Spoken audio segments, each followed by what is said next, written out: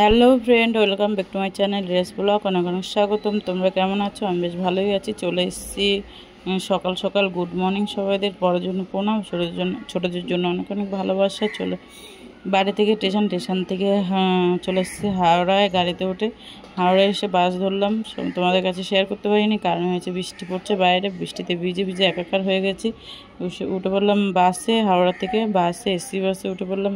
বাসে কোনো রকম জায়গা নিয়ে বসে পড়লাম। বাইরে দেখো এখনও বৃষ্টি হচ্ছে, খুব বৃষ্টি। আর বৃষ্টির মধ্যে কী করবো বুঝতে পারছি না। এই যে বাসে বসে আছি আর যাচ্ছি দিদি বাড়িতে। দিদিকে একটু দিদির সাথে দেখা করতে। তো দিদির কাছে এসে চেঞ্জ করে চলে আসলাম বাজারে। বাজার থেকে কি কি কেনাকাটি শুরু করব দেখো। দিদি একটা ঘড়ি নিয়ে নেবে, তার জন্য পছন্দ করছিল কোন ঘড়িটা নেবে। তাই একটা ঘড়ি ফাইনালি পছন্দ হলো, হাতে দিয়ে দেখছি ও কেমন হয়েছে। হ্যাঁ, যে এটা হয়েছে না ওটা হয়েছে। ও মানে একটা জিনিস কিনতে গেলে ওর অনেক বাছাবাছি শুরু করে দেয়। মানে একটা জিনিস দেখেই পছন্দ এক চান্সে হয়ে যায়, অনেকের ওর হয় না। আমার তো সেরকম না, আমি যেটা একবার দেখবো সেটা আমার পছন্দ হয়ে যায়। ও খালি মানে করবে মনের মধ্যে যে কোনটা এটা ভালো লাগছে কিনা, হাতে দিয়ে দেখছে ওকে মানিয়েছে কিনা। কালারটা কেমন হয়েছে তোমরা অবশ্যই বলো। প্রিন্ট কালার, খুব সুন্দর কালার, আমার তো পছন্দ কালার, আমার খুবই ভালো লাগে এই কালারটা। হাতে পরিয়ে দিল দোকানদারে। দেখো ঘড়িটা মানে এত সুন্দর, আমার তো দেখে স্ক্রিন টাচ ঘড়ি। এই ঘড়িতে ফোন এবং সব কিছু হয়ে যায়। ঘড়িটা স্ক্রিন টাচ করলেই সব কিছু কমপ্লিট হয়ে যায়। দেখো কটা ঘড়ি পরে দেখছে ওর, মানে এটা ভালো লাগছে না ওটা ভালো লাগছে, এটা ভালো লাগছে না এটা, এরকম করে দোকানদার ওকে দুটো ঘড়ি পরিয়ে দিয়েছে হাতে। দেখো কোনটা মানাচ্ছে সেটা দেখে ও ঘড়ি কিনবে। তাই জন্য সেই ঘড়ি ওর পছন্দ হলোই না। একটা ঘড়ি পছন্দ হলে সেটা রেখে রেখে দিল, বললো পরে নেবে। তাই আমরা এই যে কথাবার্তা বলে বাইরে বেরোবো, যাব বাজারে। বাজারে দেখো সবজি বাজার কিনবো। সেখানে আমি একটা হেডফোন কিনে নিলাম, হেডফোনটাও রেখে দিল। আর অয়ন বাবা দেখো দুষ্টুমি করছে, ও বলছে পা ব্যথা হয়ে গেছে, ওখানে বসবে আর বসা তো জায়গা নেই। এদিকে বৃষ্টিও আসছে, মানে মেঘমেঘ হয়ে গেছে, কখন বৃষ্টি ছাড়ে সেটা একটা টেনশানে রয়ে আছি।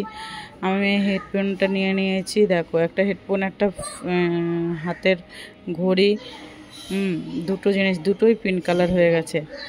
তো আমি ওইখানে দোকানে সব গুছিয়ে গেছি রেখে, মানে দুটো জিনিস অর্ডার করে রেখে আমরা চলে এসেছি বাজারে। বড় বাজারে বলতে এটা গড়িয়ার বাজার। যারা গড়িয়ার বাজারে আসুনি তারা অবশ্যই এসো। গড়িয়ার বাজারটা খুবই সুন্দর, আমার তো ভালো লেগেছে, আমার খুবই প্রিয়। আমি এখানেই আসলে সবসময় আমি বাইরে বেরোবো এবং গড়িয়ার বাজারে আসবোই। গড়িয়ার বাজারটা খুবই ভালো, বড়লোকি বাজার হলেও মানে জিনিসের এত দাম কি বলবো। মাছ বাজারে এসেছি, মাছে গায়ে হাত দেওয়া যায় না, এত দাম। ইলিশ মাছগুলো দেখো বলছি 1,500 টাকা করে। তো আমি ভেবেছিলাম একটা মাছ অবশ্যই নেব। দিদিকে বললাম একটা মাছ নিয়েই নে। দিদি ঘুরে ঘুরে দেখলো চারদিকে মাছের কীরকম দাম আছে কি না সব জায়গায় জিজ্ঞেস করছে। আর এক একটা মাছ দেখো, এই মাছ ভেটকি মাছগুলো কত টাকা বলো তো? ভেটকি মাছগুলো 800-900 টাকা করে বলছে। ট্যাংরা মাছগুলো প্রায় 600-700 টাকা করে বলছে। ইলিশ মাছ, এখন তো ইলিশ মাছ সবারই প্রিয়।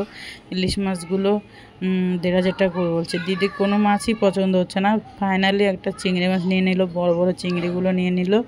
হ্যাঁ, ওই চিংড়িগুলো দিয়ে আমি একটু কচু নিয়ে এসেছি, কচুর শাক দিয়ে রান্না হবে, তার জন্য চিংড়ি নিয়ে নিল। ভাবলাম ইলিশ মাছের মাথা দিয়ে খাবো, সেখানে ইলিশ মাছ কিনতেই পারলাম না, এত দাম বললো। লাস্ট ফাইনালি একটা ইলিশ মাছ একজন নিল, সে দেখেই বুঝতে পেরেছি যে ওই মাছটা দেখো বরফে একদম শক্ত হয়ে আছে মাছ। ওই মাছ দেখে মানে আর নিতে ইচ্ছা করছিল না। মাছ লাস্ট পর্যন্ত আর ইলিশ মাছ কিনলামই না, ইলিশ মাছ ছেড়ে দিলাম। ইলিশ মাছ ছেড়ে দিয়ে একটা মাছ মেপেছিল, মাছটা শক্ত হয়ে পুরো ইটের মতো হয়ে আছে। তাই দিদি মানে ভেবেই পাচ্ছে না ও কী করবো, ওর নিজে মানে বুঝতে পারছে না ইলিশ মাছ নেবে না। ইলিশ মাছটার দিকেই আমাদের নজর যায়, যেহেতু আমাদের বাঙালি সবারই ইলিশ মাছের দিকেই নজর যায়। লাস্ট পর্যন্ত ইলিশ মাছ আর নেওয়াই হলো না আমাদের, যা দিদি রেখেই দিল। পাশে একটা কাতলা মাছ আছে, কাতলা মাছের দিকে নজর গেল দিদির, সেই কাতলা মাছটা নেবে বলে কথা বলছে। মাছটা মেপে ওজন করলো 300 টাকা করে। কাতলা মাছটাই ফাইনালি নিয়ে নিল, আর ওটা কেটে দেবে বলছে। পেটের থেকে নেবে না আর মাথার থেকে নেবে, তাই আমি বললাম পেটের থেকে নেব, সেটা বলে মাছটাকে কাটলো। কাতলা মাছটা জ্যান্ত আছে, কিন্তু তোমার ইলিশ মাছটা খেতে আমার খুবই পছন্দ হয়েছিল, কিন্তু এত দাম বললো তার জন্য আর মাছটা ভালো হয়নি। বাইরে বৃষ্টি আরম্ভ হয়ে গেল, কি করে বাড়ি যাব সেটাও বুঝতে পারছি না। ভিডিওটা তোমাদের যদি ভালো লাগে অবশ্যই লাইক কমেন্ট শেয়ার সাবস্ক্রাইব করে দিও, ফলো করে দিও ফেসবুকে। সবাই পাশে থেকে স্কিপ না করে ভিডিওটা দেখতে থাকো। এসে বাড়িতে কত রাত্রে রান্না করা শুরু করে দিয়েছি, দেখো মেয়েতে কষ্ট করছি রান্না। ওকে, বাই বাই।